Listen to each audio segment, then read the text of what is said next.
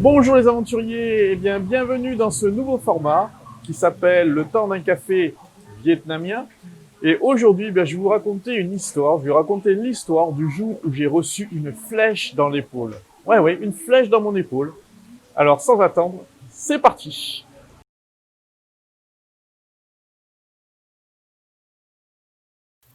Eh bien, l'histoire que je vais vous raconter aujourd'hui s'est passée en 2011-2012. Un matin, en me réveillant, j'ai été pris d'une douleur soudaine à l'épaule, mais une douleur vraiment très forte. J'ai poussé un hurlement, ça a réveillé mon épouse, qui se demandait ce qui se passait. Je pouvais absolument plus bouger mon bras. Inquiète, elle m'a emmené immédiatement voir un docteur chinois, qui a pas su vraiment diagnostiquer la cause de cette douleur. Il m'a fait de l'acupuncture, quelques massages et tout. Et là, mon épouse m'a dit, écoute, si le docteur chinois ne sait pas dire ce que c'est que le problème est spirituel. Il faut qu'on aille voir un sorcier.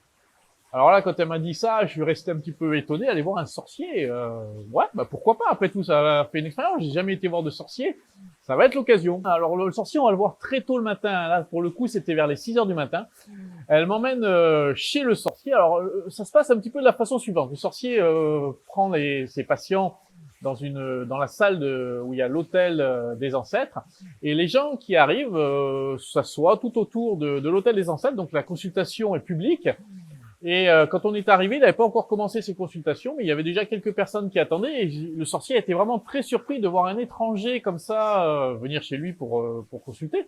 Donc il demande à mon épouse, mais qu'est-ce qu'il fout là, lui? Pourquoi tu l'as amené? Donc elle lui explique le problème, et là il me fait passer devant tout le monde. Tous les gens attendaient, et je passe en premier alors qu'il y avait des gens avant moi.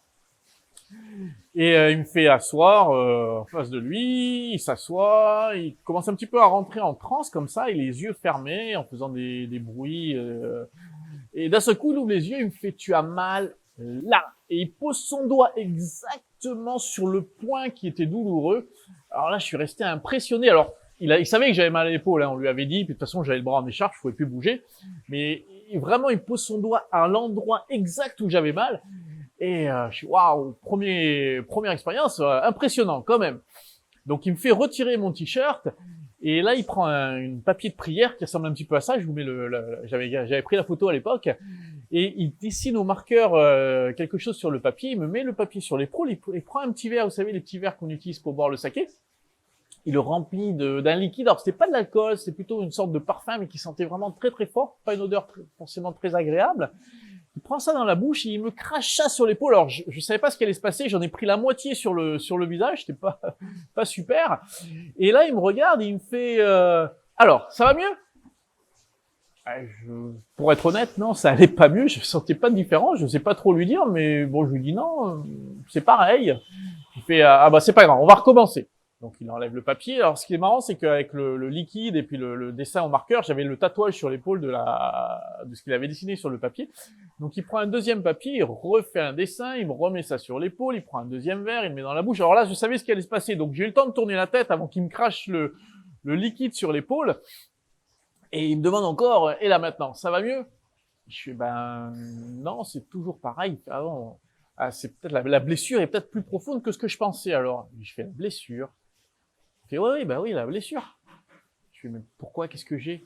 Et alors là, il me dit, t'as une flèche dans l'épaule. Enfin, t'avais une flèche dans l'épaule, parce que je l'ai retirée maintenant, mais il faut que ça cicatrise.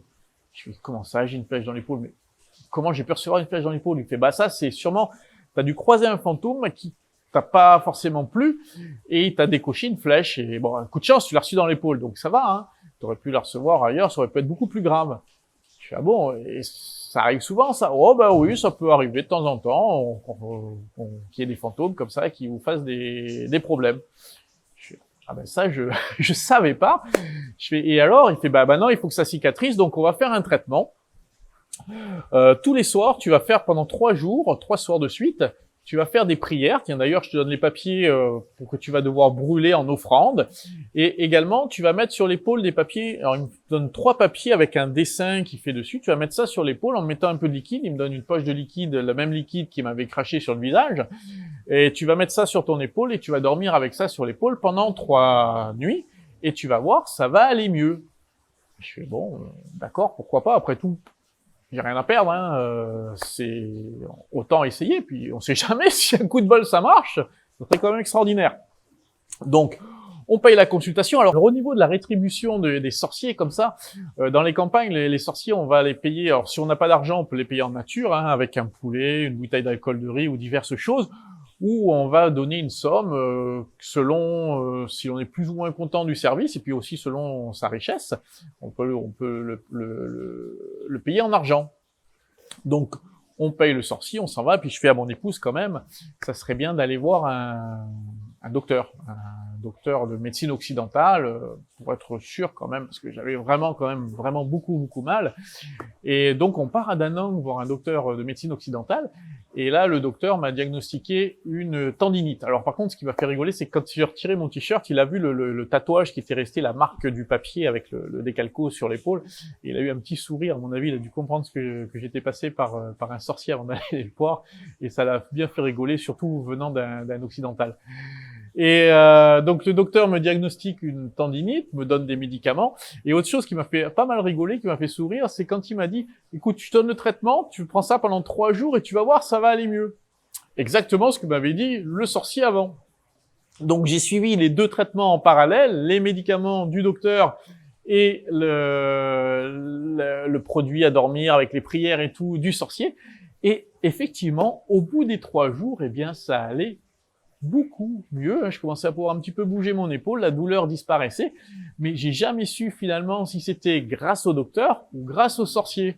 Enfin, personnellement, j'ai ma petite idée, mais je vous laisse vous faire la vôtre, hein. D'ailleurs, dites-moi dans les commentaires un petit peu ce que vous en pensez. Est-ce que vous pensez que j'étais guéri grâce au docteur ou grâce au sorcier? Est-ce que vous croyez aux fantômes? Racontez-moi un petit peu tout ça, c'est intéressant à partager.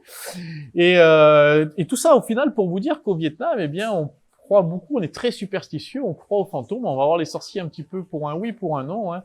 On peut aller voir un sorcier, par exemple, quand on veut se marier, le sorcier va vous donner la bonne date pour célébrer votre mariage. On peut aussi également aller voir un sorcier quand on va avoir des problèmes dans sa famille, par exemple, disputes, des gens toujours malades, un manque de chance, on va voir le sorcier un petit peu pour savoir qu'est-ce qui se passe, si c'est dû à un ancêtre qui met le trouble ou quelque chose comme ça. Et d'ailleurs, à ce sujet-là, je peux vous raconter une deuxième petite anecdote qui s'est passée dans la famille de mon épouse. C'était mon beau-père qui avait des douleurs dans les côtes. Alors pareil, il avait été voir le docteur, on lui a fait des examens, des radios et tout, on ne trouvait absolument rien. Et dans ces cas-là, encore une fois, on va voir le sorcier. Et là, le sorcier avait dit, alors le problème, c'est d'un oncle qui est décédé, il faudrait ouvrir sa tombe pour voir qu'est-ce qui se passe. Il y a quelque chose qui va pas dans sa tombe. Donc toute la famille va pour déterrer l'oncle. Alors, j'étais pas là, hein, j'ai pas assisté moi-même à ça, mais mon épouse était présente et c'est elle qui m'a raconté. On a déterré l'oncle et, chose incroyable, à l'endroit où mon beau-père avait mal, eh bien, il y avait une racine qui commençait à traverser le corps de l'oncle. Donc, on a coupé la racine, on a tout remis en place, on a refermé la tombe, et de ce jour-là, eh bien, mon beau-père était guéri. Il n'avait plus aucune douleur. Alors, encore une fois, on y croit ou on n'y croit pas. Dites-moi ce que vous en pensez. Mais pour les Vietnamiens, c'est quelque chose de très très sérieux et on y croit vraiment très fort. Et si vous voulez, eh bien, quelque chose qui pourrait être intéressant, c'est que je vous emmène voir un sorcier. Ça pourrait être une expérience assez unique. Alors, pour me dire si ça vous intéresse ou pas que l'on aille voir un sorcier ensemble, mettez des pouces bleus. Je vous promets que si on arrive à 100 pouces bleus, eh bien, je vous emmène voir un sorcier. Et ce que je vous recommande, c'est de partager au maximum cette vidéo, comme ça tout le monde va mettre des pouces bleus et on va y arriver très vite au 100. Et moi, ça me fait vraiment plaisir de pouvoir retourner voir un sorcier et de partager cette expérience avec vous.